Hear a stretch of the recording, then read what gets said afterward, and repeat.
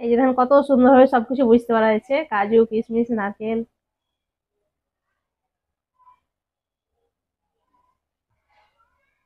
আর তলের কালারটা দেখেন কত সুন্দর স্বচ্ছ হয়েছে একদম।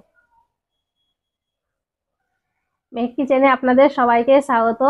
আজকে আমি পানির সঠিক মাপ সহ রাজকীয় স্বাদে বাংলার জনপ্রিয় পালো পিঠা বানিয়ে দেখাবো। আর এই পালো পিঠাটা দেখতে যতটা সুন্দর, খেতে আরো বেশি সুস্বাদু। আর বানানো তো খুবই সহজ। আর যত শীত বাড়বে এই পালো পিঠাটা তত বেশি ভালো লাগবে খেতে। আসুন তাহলে দেখে নেন আমি কিভাবে পালো পিঠাটা বানাচ্ছি। পালো পিঠা বানানোর জন্য যা কিছু আমি নিয়েছি সবকিছু চুলোতে চাপাবার আগে ভালো করে মিক্স করে নিতে হবে। তার জন্য এখানে আমি নিয়েছি আতপ চালের আটা 1 বাটি, আর এটা হচ্ছে শুকনো চালের আটা। এই যে আমি এখানে শুকনো আতপ চালের আটা নিয়েছি, আপনার চাইলে ভেজা চালটাও নিতে পারেন।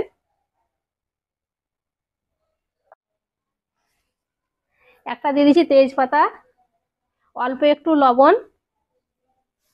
মিষ্টি জিনিস একটু লবণ দিলে পরে বেশ ভালো লাগে খেতে। এখানে আমি খেজুর গুড় নিয়েছি, আর গুড়টাকে ভালো করে গ্রেট করে নিয়েছি। আর মিষ্টিটা আপনারা চাইলে কম বেশি করে নিতে পারেন। গুড়টা দিয়ে দিচ্ছি এবার।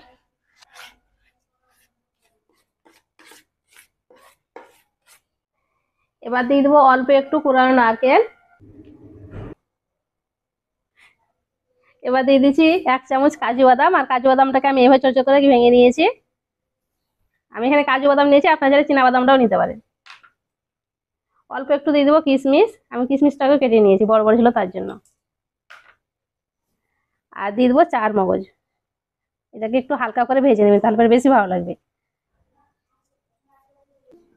আমি এখানে যা যা দিয়েছি সবকিছু দিতে হবে এমন কোনো মানে নেই, আপনাদের কাছে যেটা থাকবে সেটাই দিয়ে দিবেন।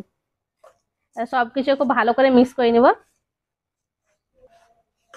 এর আগেও আপনাদের আমি নর্মাল ভাবে দেখিয়েছি, ওটা আপনার ছেলে দেখে নিতে পারেন, ওটা অনেক বেশি পছন্দ করেছেন, ওটাও খেতে কিন্তু খুবই ভালো লাগে। কোনো কিছুই লাগবে না, শুধু খেজুর গুড় দিয়ে ঘুলে এটাকে করে নিলে পরেই হবে। এটা আপনারা বলেছিলেন অনেকে, তার জন্য দেখিয়ে দিচ্ছি। এই বাটি মেপে কিন্তু আমি আতপ চালে আটা নিচ্ছি, তার জন্য এই বাটি মেপে পানিটা দিয়ে দিচ্ছি।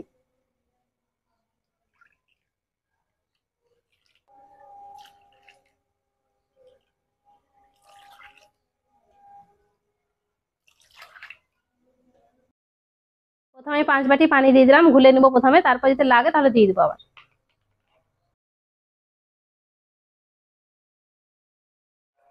চুলোতে চাপার আগে অবশ্যই এই কাজটা আগে করে নিতে হবে, মানে সবকিছুকে দিয়ে খুব ভালো করে ঘুলে নিতে হবে। সবকিছু খুব ভালো করে ঘুলে নিয়েছি, আর ঘোলাটা ঠিকঠাক হয়েছে, মানে পাটির সঠিক মাপটা ঠিকঠাক হয়েছে। তাই এই বাটির আমি 1 বাটি আতপ চাল নিয়েছি, তার জন্য 5 বাটি পানি দিয়ে দিয়েছি। আপনারা যে কোনো বাটি নেবেন সেই বাটি মেপে কিন্তু পানিটা দিন, তাহলে ঠিকঠাক হবে। আর ঘোলাটা দেখেন, পানিটা এইরকম হবে, পাতলা করে ঘুলে নিতে হবে। এই পালো পিঠা বানানোটাই মেন হচ্ছে পানির সঠিক মাপটা। পানির সঠিক মাপ যদি ভালো মতন ঠিকঠাক না হয় তাহলে কিন্তু পালো পিঠাটা ভালো হবে না। খুব পানি যদি কম হয়ে যায় তাহলেও ভালো হবে না, পানি বেশি হয়ে গেলেও ভালো হবে না। সবকিছু আমি রেডি করে নিয়েছি, এবার চুলোতে চাপাবো। চুলোটা ধরে দিচ্ছি, আমি কড়াইটা বসিয়ে দিচ্ছি। চুলোতে বসিয়ে কিন্তু অনবরত এইভাবে নাড়তে হবে, নাড়া যদি বন্ধ করেন তাহলে কিন্তু তলে বসে যাবে। এইভাবে নাড়তে হবে। আমার এই সহজ সহজ রেসিপিগুলো যদি আপনাদের একটুও ভালো লেগে থাকে তাহলে প্লিজ একটা লাইক করবেন। আর লাইক করতে কিন্তু কোনো রকম টাকা পয়সা কোনো কিছুই লাগে না। লাইক করতে কোনো কষ্টও নাই, শুধু টিপে দেবেন লাইক বাটনটা, তাহলে পরেই হবে।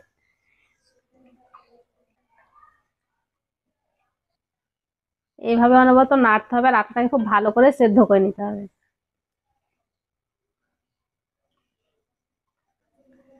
এই যে দেখেন ঘন হতে শুরু করেছে, এই যে। আর একটু ভালো করে ফুটিয়ে নিতে হবে।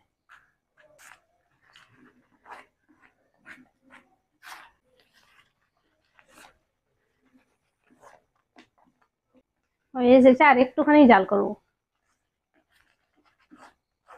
ফুটতে লাগলে আর বেশি মানে জাল দেওয়া যাবে না, তাড়াতাড়ি হয়ে যাবে। আর দেখেন আটার কালারটাও চেঞ্জ হয়ে গেছে, মানে ভালো মতন সেদ্ধ হয়ে গেছে। আর এই যে এখন খুব ভালো করে ফুটছে।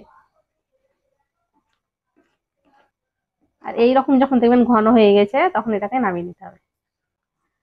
পালো পিঠার জন্য ব্যাটারটা রেডি হয়ে গেছে, এবার আমি নামিয়ে নিচ্ছি।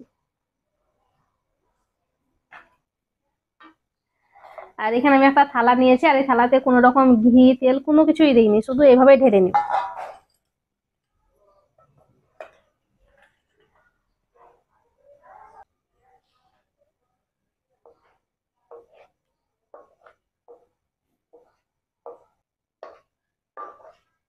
এই পালো পিঠাটা যত ঠান্ডা বাড়বে তত কিন্তু খেতে বেশি ভালো লাগবে।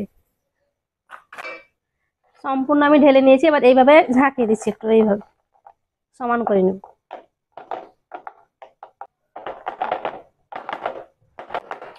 এইভাবে আমি সমান করে নিয়েছি। এবার ওপরে একটু দিয়ে দিচ্ছি চারমগজ, 2-1টা দিয়ে দেবো, এইভাবে দেখতে ভালো লাগবে।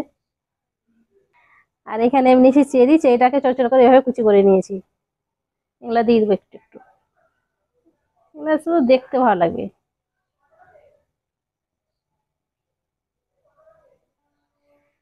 চেরি দিয়ে পালো পিঠাটাকে আমি ভালোভাবে সাজিয়ে নিয়েছি, আর এখন থেকে দেখেন দেখতে কত সুন্দর লাগছে। এই যে দেখেন, যে এই জিনিস দেখতে ভালো লাগবে খেতেও সুন্দর হবে।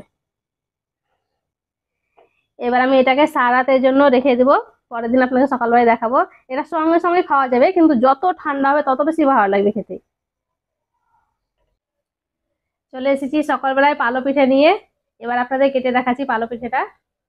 কাটার আগে একবার দেখিয়ে দিচ্ছি আপনাদের পালো পিঠেটা, দেখেন কত সুন্দর হয়েছে আর কত সুন্দরভাবে বসে গেছে। এই যে দেখেন নিজে নিজে ছেড়ে ছেড়ে যাচ্ছে। এবার পিস পিস করে কেটে নেব।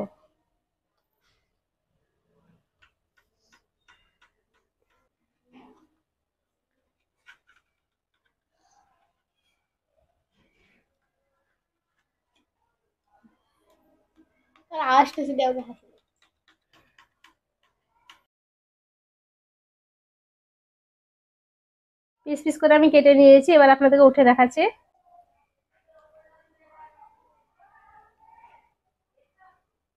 এই যে দেখেন কত সুন্দরভাবে পিস পিস হয়ে উঠে যাচ্ছে। এই দেখেন কত সুন্দরভাবে বসেছে। পালো পিঠার কালারটা দেখেন কত সুন্দর হয়েছে। এই যে দেখেন কত সুন্দরভাবে সবকিছু বুঝতে পারা যাচ্ছে, কাজু কিশমিশ নারকেল। এই দেখেন কত সুন্দর পুডিংয়ের মতন তলতল তলতল করছে। আর তলের কালারটা দেখেন কত সুন্দর স্বচ্ছ হয়েছে একদম।